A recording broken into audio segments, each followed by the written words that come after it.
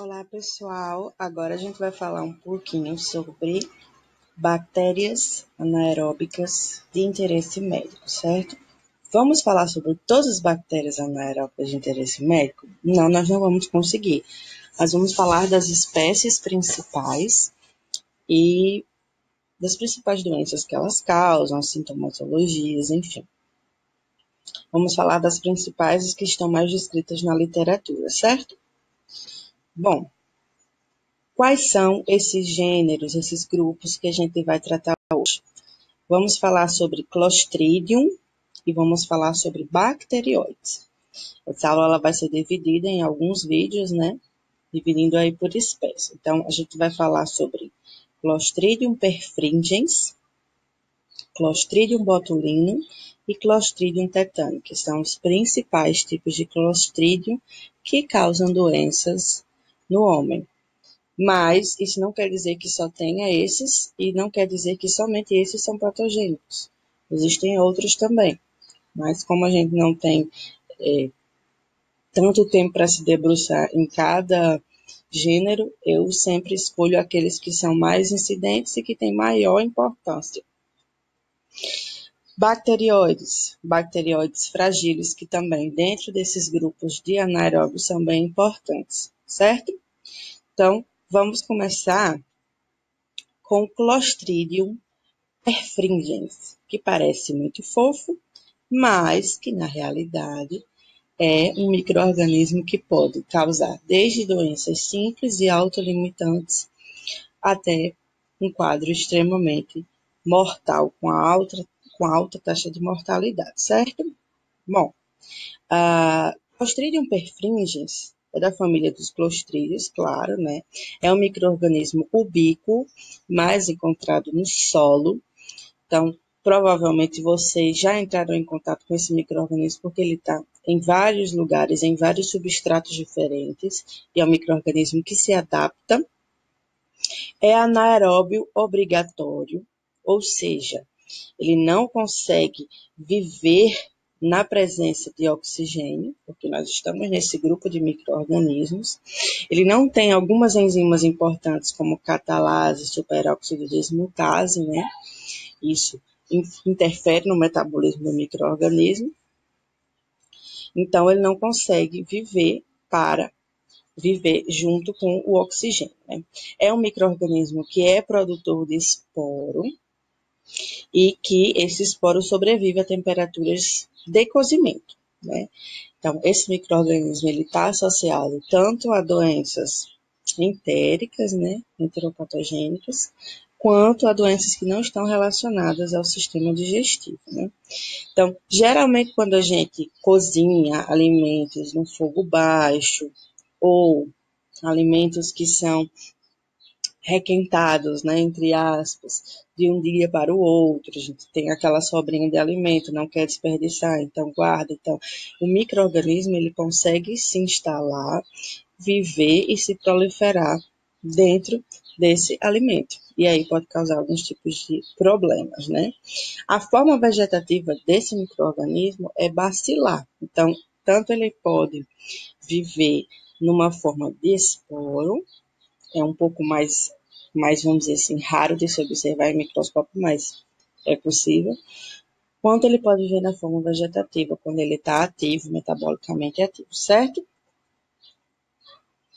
Esse micro-organismo, gente, tem um tempo de geração muito rápido. Ele é um dos micro-organismos que cresce mais rápido em termos dos micro-organismos existentes e catalogados ali na literatura. Então, em 10 a 12 minutos, ele consegue dobrar a população microbiana, ou seja, de uma célula, você dá origem a duas células. Isso acontece com as outras células, geralmente os outros micro-organismos, em uma hora e meia. Então, ele tem um crescimento bastante rápido quando ele está nas suas condições ótimas de crescimento, certo? Então, é um micro-organismo que consegue contaminar o alimento muito facilmente, com alto índice microbiano.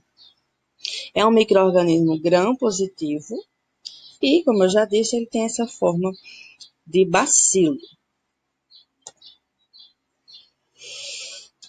Qual é a manifestação clínica da doença em termos de sistema digestivo, né? Esse micro-organismo é uma causa comum de intoxicação alimentar, conhecido como germe da cafeteria ou germe do self-service ou da lanchonete. Por quê? Ele contamina alimentos que já estão preparados em grande quantidade e que se mantêm aquecidos no fogo baixo por longos períodos, né? Então, são micro-organismos que eles crescem bem nesse ambiente e podem causar problemas importantes no sistema digestivo, né? Quando a comida é deixada de lado por um tempo, né, descansando, que é o que a gente vê nos self-services, ele consegue se estabelecer e crescer bem, né? E se a pessoa ingere a comida contaminada, o micro-organismo ele vai entrar pelo sistema digestivo e vai conseguir produzir a enterotoxina, que é o que causa a sintomatologia. Então, ele vai crescer ali, vai colonizar aquele ambiente e vai produzir essa toxina, CPE, enterotoxina de Clostridium perfringens. E essa CPE vai causar uma série de problemas e a pessoa vai ficar se sentindo mal, né? Dentre aquele um dia, porque essa doença é uma doença autolimitante. Então, esse micro-organismo é alvo, tem como alvo, na verdade, as junçõezinhas que conectam as células epiteliais. Aí vocês estão vendo uma figurinha que está nesse quadrinho azul, né? Tem uma setinha apontando. Então, consegue destruir essas junções das células epiteliais do intestino e causa, claro, inflamação e comprometimento dessa parede intestinal. Isso causa desconforto, cólica, enfim, vai causando toda a sintomatologia daquela velha dor de barriga. A coisa boa de se saber é que essa toxina é uma toxina termolável. Termolável. O que é que isso significa? É uma toxina que ela é sensível à temperatura. Então, ela é inativada na temperatura de 72 graus Celsius. Não precisa nem você ferver, de fato, aquele alimento, né? Então, 72 graus Celsius, a toxina ela é inativada. Então, se você guardar o alimento e esquentar bem esse alimento, há uma probabilidade de você se ver livre dessa toxina e aí do micro-organismo, e aí você fica livre. Claro que se ele estiver na forma de esporo, ele não vai morrer tão facilmente, né? Precisa de uma temperatura de 121 graus Celsius mais que 15 minutos. Comidas frescas são as melhores, claro, e tem que ter cuidado com comidas cruas, como saladas, como outros tipos de alimentos crus que a gente ingere, e requentadas, porque esses alimentos são a morada perfeita dos micro-organismos, crus e requentados. Sintomas, como eu falei, dor abdominal, diarreia aquosa e vômito. Mas isso melhora ao longo de um dia, porque com o vômito e com a diarreia, os micro-organismos saem junto, né, com esse volume de material que sai de dentro da gente, e aí a sintomatologia passa. Então, não é indicado tratamento com antibiótico, apenas a manutenção da hidratação, de eletrólitos, essas coisas. É algo simples, não tem febre, então é uma doença extremamente simples. Porém, não é só isso, né? Se o micro-organismo parasse por aqui, seria bom. Só que, ao mesmo tempo em que ele provoca a manifestação de uma doença muito simples, ele provoca também a manifestação de uma doença muito grave. Quando esse micro-organismo adentra não pelo nosso sistema digestório, mas por lesões e escoriações. Eu acredito que vocês vão ter um déjà vuzinho agora, né? Porque todos fizeram o caso clínico, caso 2, e aí é bem parecido com isso aqui. Então, como esse micro-organismo ele cresce na terra, ele cresce no solo principalmente, fica lá, se a gente sofrer um corte, uma escoriação com objetos cortantes sujos, ou num momento de jardinagem, ou numa fazenda que, enfim, se utiliza bastante, né, materiais para cuidado daquele ambiente e são perfurocortantes.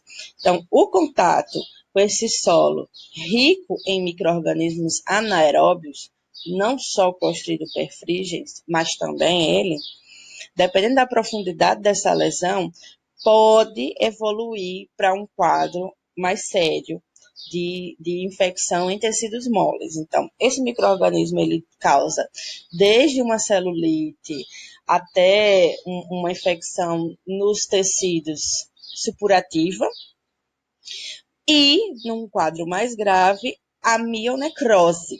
Então, pode causar necrose, pode não causar, mas numa evolução mais grave, necrose. Por que acontece essa necrose? Porque esse micro-organismo, esse quadro, né? Não só a necrose, mas o quadro em geral.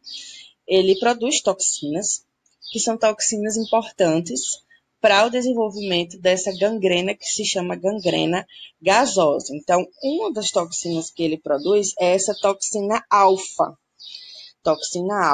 de Clostridium perfringens. Essa toxina é uma toxina que lisa células e ela lisa principalmente as células do sistema imune, os leucócitos. Então, ela causa dano direto a essas células que iriam proteger aquele lugar, causa um inchaço, ocorre a destruição massiva dos tecidos moles e morte do tecido quando chega na fase de necrose.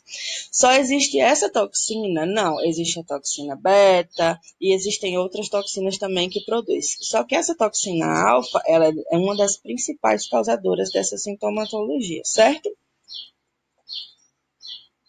Então, essa gangrena gasosa é muito característica.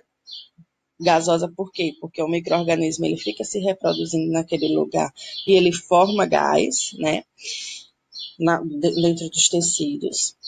A sintomatologia principal, né, o que se observa? É dor extrema do paciente, inchaço e pus aquoso pode vazar da ferida onde aconteceu a contaminação, né? Geralmente ocorre danos nos vasos sanguíneos já por uma característica dessas toxinas que são produzidas pelo micro-organismo. Então, numa fase mais grave da doença, a gente tem, como está mostrando aqui nessa figura, bolhas cheias de sangue ou embaixo da gangrena esse acúmulo de sangue, né? Esses hematomas, né? Essa é uma infecção rápida, intensa, ocorre destruição do tecido em horas, né? Como a gente viu no caso. Você não pode negligenciar um caso desse, por quê? Porque ele tem uma evolução muito rápida e pode ser debilitante para um membro e até pode causar morte. Então, causa febre, taquicardia, hipotensão, pode levar ao choque séptico e morte. Um sinal clássico da doença é quando você pega, né, a palpação, os tecidos, eles meio que vão quebrando, rasgando o tecido, porque dentro do tecido tem a produção de gás. Então, há essa sintomatologia que quando pega está muito frágil, né? O tecido ele vai se degradando um pouco. É bem triste. Então, qual é o tratamento? Requer a pronta e completa excisão cirúrgica do tecido necrótico. Quando está nessa fase, não tem como fazer antibiótico terapia e esperar o antibiótico fazer efeito. Não. A gente precisa entrar logo com a excisão cirúrgica desse tecido que está morto. Então, em alguns casos, precisa até amputar o membro. Isso vai ser visto depois que começar a fazer o procedimento. Tem que fazer todo o suporte, o manejo de fluidos e ficar com atenção no status hemodinâmico do paciente e fazer um tratamento com altas doses de antibiótico também. Isso não quer dizer que o paciente vá ficar sem antibiótico. Não, você tem que dar antibiótico e muito, e de amplo espectro, né? Dependendo do estado. Então, o que é que se usa principalmente? Penicilina ou clindamicina e, em pacientes de estado muito grave, antibióticos de grande espectro. Como esse micro-organismo ele não consegue viver na presença de oxigênio, utiliza-se também um tratamento de câmara hiperbárica, com 100% de oxigênio, como se fosse uma oxigenoterapia. Mas existem, vamos dizer assim, tratamentos que dizem que é bacana e também tem alguns resultados não tão conclusivos assim. Então, é como se fosse um tratamento a mais para que o oxigênio perto daqueles tecidos seja consumido e aí seja consumido, não, seja colocado naquele ambiente, né, 100% de oxigênio, e o micro-organismo não consiga viver porque ele não vive na presença de oxigênio, certo? E é isso, pessoal. A aulinha é essa de Clostridium perfringens. Eu espero que vocês tenham gostado. Interajam. Vocês sabem que a plataforma Loom, que é onde eu estou fazendo esses vídeos, ela possibilita que vocês interajam ao longo do vídeo e eu vejo quando vocês gostam, quando vocês não gostam, quando vocês entenderam, quando vocês ficaram surpresos, quando vocês acharam engraçado. Então, interajam lá para que eu possa entender e para que a gente tire dúvidas. Então, vocês podem tirar dúvidas, assistam os demais vídeos, participem do fórum, enfim. Eu espero que vocês tenham gostado e a aulinha foi essa. Obrigada.